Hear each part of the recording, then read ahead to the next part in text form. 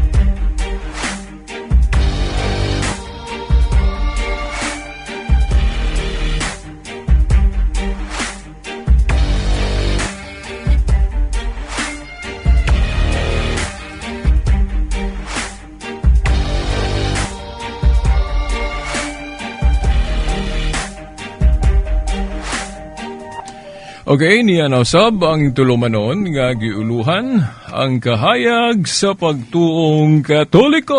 Uban gihapon ni ining ubos ninyo nga lagad sa mong tulumanon. Silbert Donduyano Sr. alias Veritas. Okay, ang atong pizza karon, pizza 9 sa bulan sa Setyembre, tuig 2018. Okay, ang atong makauban ron dinhi sa istasyon, si kasamang Rogie Monera. Kay siguro, tunay kabilinggan si kasamang Danny. O sa gihapon uban gihapon nato si kasamang Tax Ilumba. O sa gawa si Rinaldo, no? O sa gihapon ako muingon maayong adlaw sa Ginoo kanatong tanan.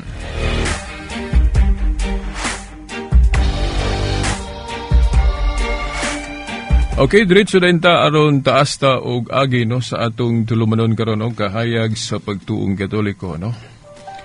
Sa miaging Domingo ato man tong giingon nga final showdown na tong tema sa adlaw ng igpapahulay.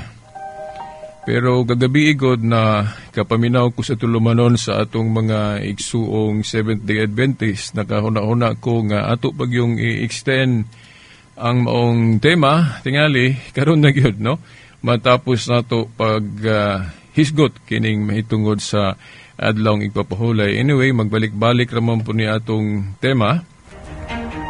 Pero naibot lang nato ipaapas nga punto nga tingali, hinoon murag naiskutan ako impartial sa miagi apan kulang lang siguro og pahimugat. Karon atong ipahimugat.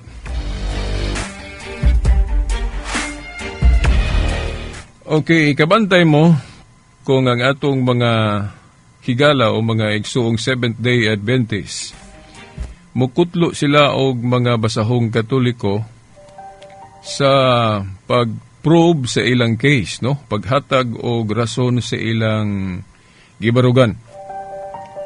Usa sa ilang kutlo, na ako nilang i-general kay daghan man ang maong referensya ilang gikutlo, pero akong i-round up na lang sa usa nga musulod tanan, no? Mukutlo sila og referensya nga ang basahong Katoliko ga klaro ga padayag yun, no? Way lipod-lipod nga sa Biblia, sa bag-ong kasabutan o bisan sa daan, wala gyud letra por letra o sa in English ba kanang gitawag nga tog explicit statement. Kanang klaro ba gyud nga ang Dios nag-ingon ibalhin na kanang adlaw igpapahulay gikan sa Sabado ngadto sa Domingo. Walay explicit statement. Ang mga basahong Katoliko gadason ana, no?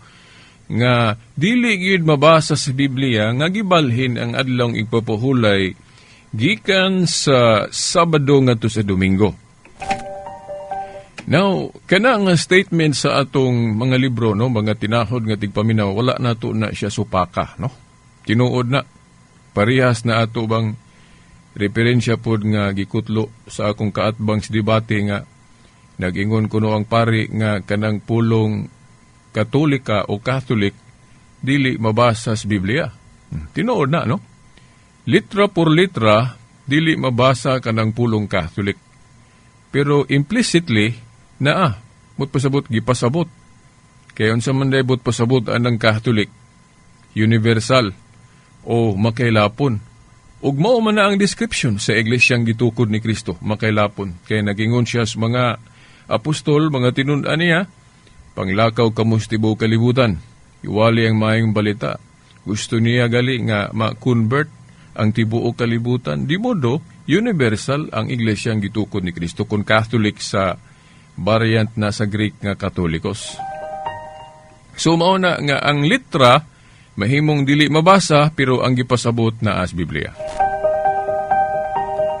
Ingon ana pod ang statement sa basahong Katoliko nga gaingon nga wa gyud litra por litra o explicit statement sa Biblia nga ang Dios nag-ingon nga ibalhin ang adlawng igpapahulay gikan sa Sabado ngadto sa Domingo.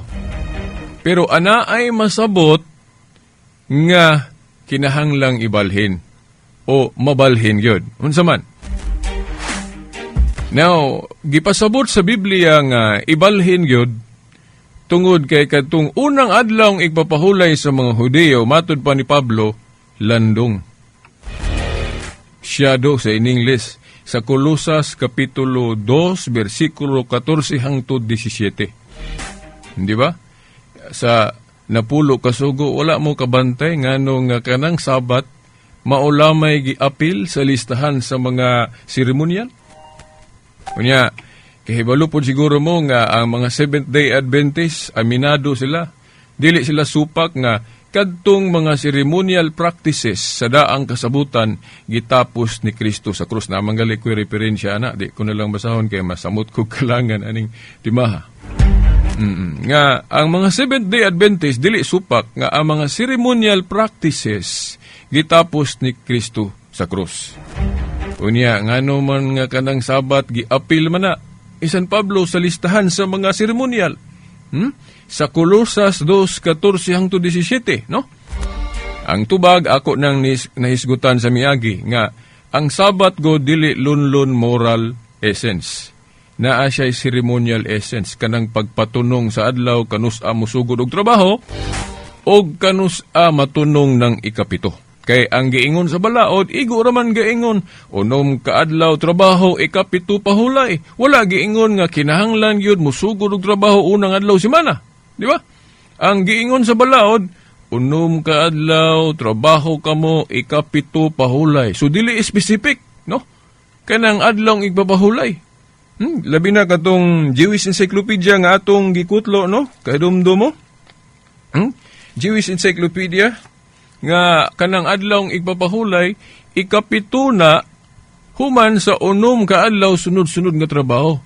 Wala na siya magpiho gyud nga kanang ikapito ka adlaw simana. Now, ang Sabat sa mga Hudiyo ni adto natunong yung 7th day of the week. Di ba? Kay ang unang adlaw sa trabaho nila Domingo man, unang adlaw simana mao nang ilay kapito 7th day of the week kon Saturday. So, duha ka elemento ang Sabat, ceremonial o moral. Ang moral, nga naagyoy day of worship, naagyoy adlaw sa pagsimba diha sa usa ka semana. Tawgo na, pwede na tawgo na tug 7th day. Okay? No? Nga naman, bisan unsang adlaw diha sa semana, pwede man na mahimong 7th day. Kay nagdepende man na unsang adlaw ta musugod og trabaho. Kung musugod tag Domingo, ikapito, 7th day of the week on Saturday. Kung mo sugod taog Lunes, ang atong ikapito, Domingo, di ba? So, kay ceremonial man ang pagpatunong, unsang adlaw mo sugod og trabaho, ceremonial pod ang pagpatunong sa ikapito. So, kanang accusation sa mga Seventh-day Adventists nga kung nabalhin sa bag-ong kasabutan, gibalhin sa Katoliko, yung klarohon na, di man ta mo mulimod. Ato yung gidawat nga gibalhin yun na. Pero ang pagbalhin, igo lang nga matuman ang angay matuman. Kay sa bag-ong kasabutan, dili tanang mga changes isipo nato nga violation of the law. Paglapas sa balaod. Kay kung maghisgot galita og bag-ong kasabutan, naagyoy mabag-o ana. Usa ni ana kanang tuli, di ba? Ako naman ang nahisgutan sa miagi nga kadtong tuli, ceremonial essence of the law man na. No, gitapos ni Kristo sa krus, apil na siya, mao na nga sa bag-ong kasabutan sa Kristyanismo, dili na ta obligado magpatuli. Now, ang pagpatuli, for health reason na lang, di ba? Di ba, ang pagpatuli nato ron mga laki, magpatuli ta, dili tungod sa atong relihiyon, di ba? Magpatuli ta tungod kay mo na iawhag sa atong mga doktor, nga mas maayo gyud magpatuli for cleanliness. So, for health reason na lang. Pero sa religion, wala na nag-require. Pero sa una, sa daang kasabutan, gikinahanglan yun ang pagpatuli, di ba? O na, di ba? Naikausaban sa bag-ong kasabutan? Naikausaban sa bag-ong kasabutan. Unya, ang pagbalhin po gikan sa Sabado ngadto sa Domingo, usapon na sa changes nga dili violation of the law. Kaya wa man tayo mabasa sa Biblia nga paglapas na sa sugo, di ba? So, nainomdam lang ko sa akong higalang Seventh-day Adventist nga nag-ingon siya nga, tanan ko nilang gituhuan na ako sa Biblia. Tanan nilang gitudlo. Tanan nilang paniwala na ako sa Biblia, pero ingon ko, di man kumutuo na. Kay kanang inyong pagtuo, kanang inyong paniwala, nga dili pwede ibalhin ang solemnity of the Sabbath gikan sa Sabado o 7th day of the week ngadto sa unang adlaw simana, kanang pagtulun-an na wala man sa Biblia. Naabagos Biblia nga nag-ingon si Kristo og mga apostol nga dili pwedeng ibalhin ang day of worship gikan Sabado ngadto sa Domingo. Wala, bisag usa. Si Kristo wa magsultian na, si Pablo, si Mateo, si Lucas, tanang magsusulat sa bag-ong kasabutan. Wa gyud mag-ingon nga dili pwede ibalhin. Hinoo na ay masabot nga pwedeng ibalhin og musanksyon, mutugot ang langit niya ng pagbalhin. Nga no? Timan anato nga si Kristo, anaan niya ang authority sa pagdili og pagtugot. Binding and loosing sa in English ang tawag na, no? Nga pwede siya mag-usab-usab. Di ba nahinumdum mo? Kung istiktuhon yun, unsaon na pag-observe ng adlang igpapahulay, istikto kayo na, katong daang kasabutan, dili ka pwede kalungag, dili ka pwede makahaling og kalayo, di ba? Dili ka pwede gani mo biya as bahay. Kung adlong igpapahulay, masakpan ka nga mag-violate ka sa adlong igpapahulay, patyon ka, batuon ka hangtod mamatay, di ba? Ingon anak, ka-stricto ang pagtuman nila sa adlong igpapahulay kung basihan na to ang daang kasabutan. Now, pag abot ni Kristo sa dihang hinay-hinay siyang musugod sa bagong kasabutan, iyang giusob na, di ba? Dili nakapatyon dayon kung makalapas ka sa adlong igpapahulay, di ba? So si Kristo adunay gahom sa pag-usob-usob. Nung ano man, kainaan yan ng gahom sa pagdili o pagtugot. Unsa may simbolo anak Yahweh, di ba?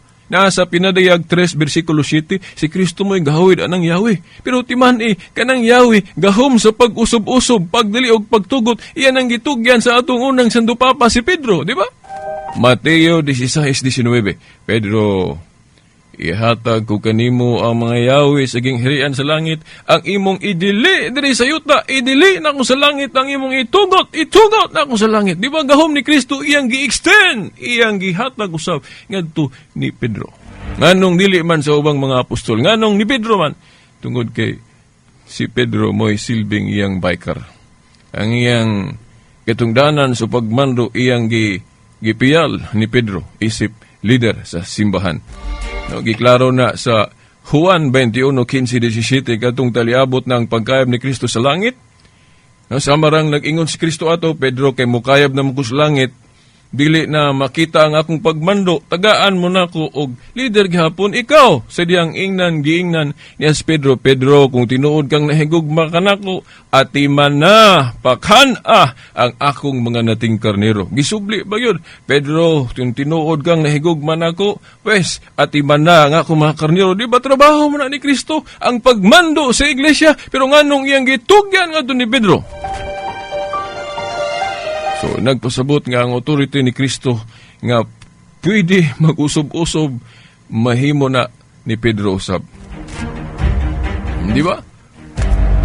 So, tingali mo ingon ng uban, oy, si Pedro ra may gitagaan o may labot ng mga successor, mga sumusunod, dili na mao. Kay nasa buhat 1:20 ang katungdanan kung mabakante, dunay mo puli. Di ba? Katungdanan ni Judas na bakante, di ba gipulihan to ang nakapuli si Matias? Unya, the same authority, ang katungdanan sa presidente, ug unsay iyang authority, mapasa pod sa musunod niyang presidente, di ba? Dili na makulangan. Niya, kinsa may nakapuli sa katungdanan ni Pedro, historically, mauna mga popes, di ba? Linus, Clitus, Clemente, hangtod sa atong present Pope ron, Pope Francis. Nangahugyaw gali mga Katoliko ron. Kaya nang katikisim na itong libro, kaya doon na i-change ang atong Santo Papa, di ba? Itong Catechism 2267.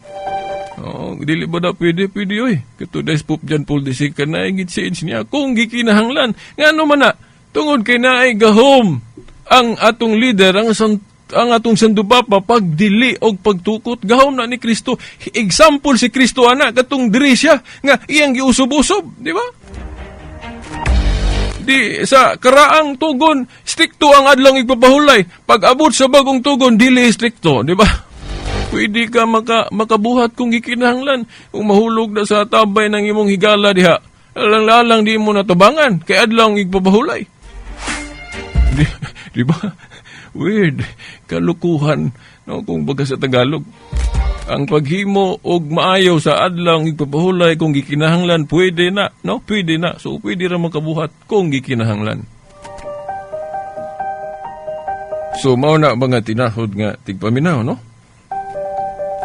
So, atong klaruhon ha, kung ang mga Seventh-day Adventist moingon, nga wala may mabasa sa Biblia, litra por litra, nga gibalhin gikan sa Sabado nga tus Domingo, tinuod, di tam supak anak. Wala yung explicit statement mahitungon sa pagbalhin, no? Wala man punta mag-ingon nga mabasa na. Pero naay masabot nga kinahanglang ibalhin yun. O ang pagbalhin, sanksyon, approve ang langit, tungod anang gahom sa pagdili o pagtugot ang inyong idili, drisyuta, idili sa langit niya kay nabalhin magyun na. Gihinahinay naman naghisgot. Gihisgotan niya ni Obispo Ignacio, disipulo ni San Juan, yan itong mga 110 AD. Diba, unya, di man ibya nga ang pagtuo na to, basihan na to, aning pagtuo na to nga Kristyanismo, dili biya na nakabasi lang na sulat sa Biblia, no? Diba, pahinomdom lang sa mga Seventh-day Adventist at mga higala. Kay kung moingon mo nga kinahanglan yun basahon diha tanan sa Biblia, dili mo tinuod Kristiyano. Ano man? Kay si Pablo, magtudlo ana ang giingon ni Pablo, barog kamo sa mga tradisyon nga among gitudlo kaninyo pinaagi wali nga binabaog sa sulat. Wa mag-ingon si Pablo nga ang nasulat lang des Biblia. Ang iyang giingon, wali nga binabaog sa sulat. Na tradisyon pagyud matod pa niya. 2 Tesalonica 2:15 anong nag-ingon man si Pablo nga apil ang tradisyon, mga gibinaba na lang pagwali. Kay dili lagi tanang kamatuuran na sulat, gidasunan na sa giingon ni San Juan sa kapitulo 21 bersikulo 25, unsay giingon ni San Juan? Ingon siya nga, kung sulaton pa kuno ang tanan. Nagtuo siya nga bisan gani kuno ang tibuok kalibutan, dili kaigo kasudlan sa mga sinulat. Katawa, di ba? Unsa man gyud ka daghana ng gusto niyang sulaton? Kadakuan ning kalibutan di man gyud maigo. Now, hyperbole no sa biblical figure of speech, hyperbole, no? Nga abot pasabot daghan pag yung wa masuwat. So dili ka mo ingon nga tanan na sulat.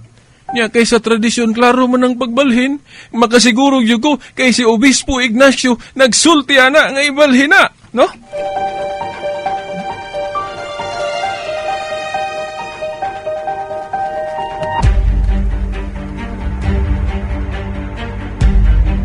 Okay, itong basahon ang sulat ni Obispo Ignacio kay naaman ni sa tradisyon, no? Kay di ni mabasa ni Mosbib, may noon dili gyud ta ka basol pod aning mga Seventh-day Adventist nganong makulangan ni ilang teaching kay nituo man gud sila anang tudlo ni Martin Luther nga sola eskriptura, Bible alone. So di sila kita atong kamatuoran gihapon nga wa na masulat. Nya Katoliko ra nagahibalo kay apil man ang tradisyon. Oh? Bisan ako kung sigurista ko niya niingon si Pablo, dili tanan nasulat, na igibinaba na lang, ingon po si Juan, dili tanan nasulat. So, kung sigurista ka, parang kumplito imong mahibawaan, kay di raman dahil kay kanarang nasulat, so, tanaw ka sa history, unsa tuwa na masulat, nagipang binaba na lang pagwali-wali nila.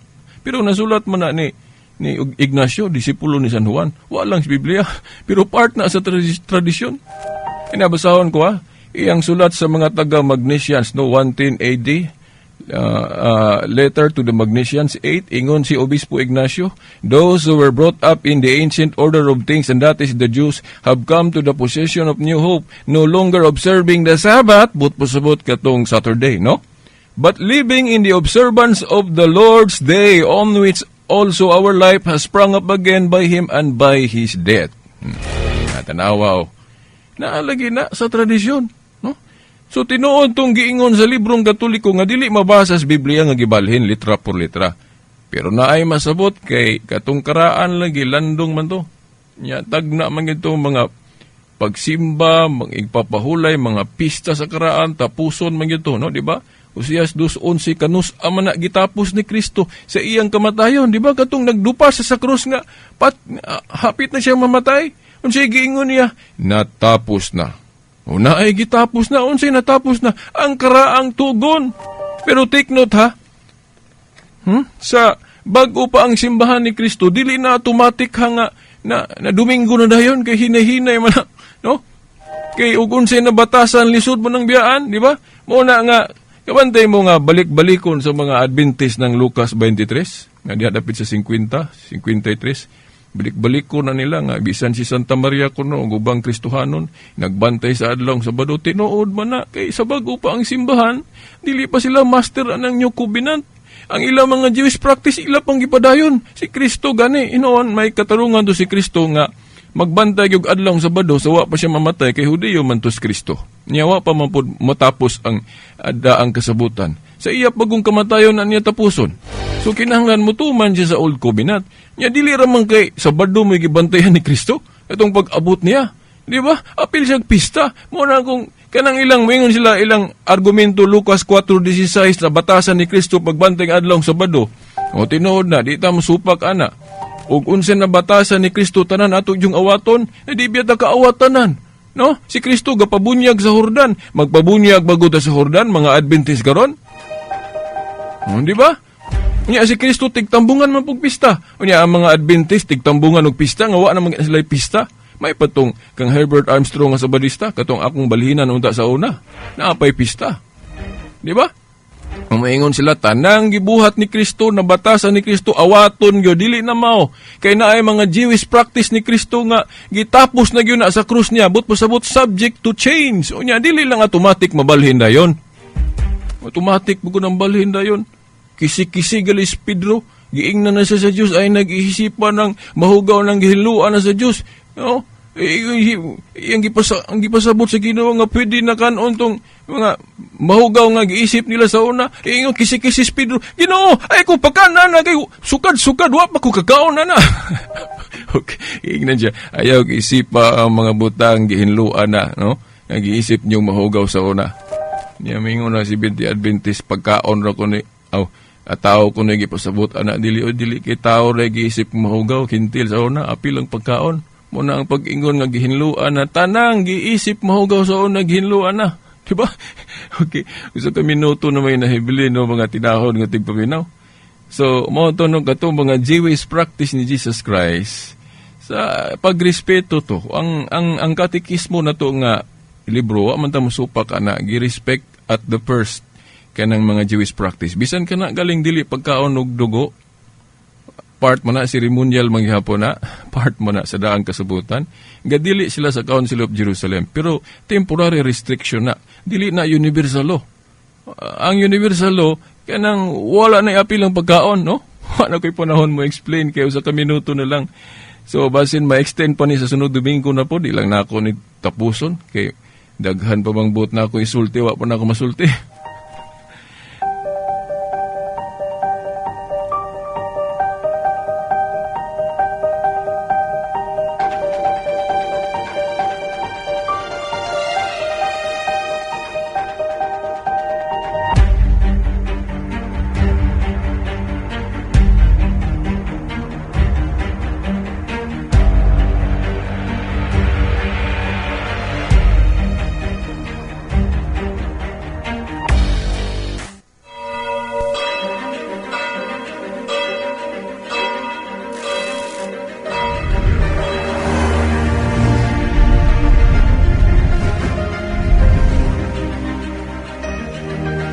Okay, isang lidwa naman daigong panahon, no, mga tinahod nga tigpaminaw. Sige apon, kini ang inyong higala no, sa tulumanon kahayag sa pagtuong katoliko, Silbert Dondoyano Sr. alias Veritas.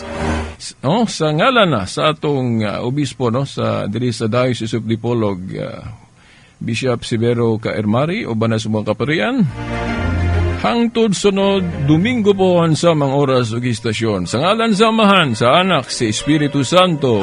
Amen.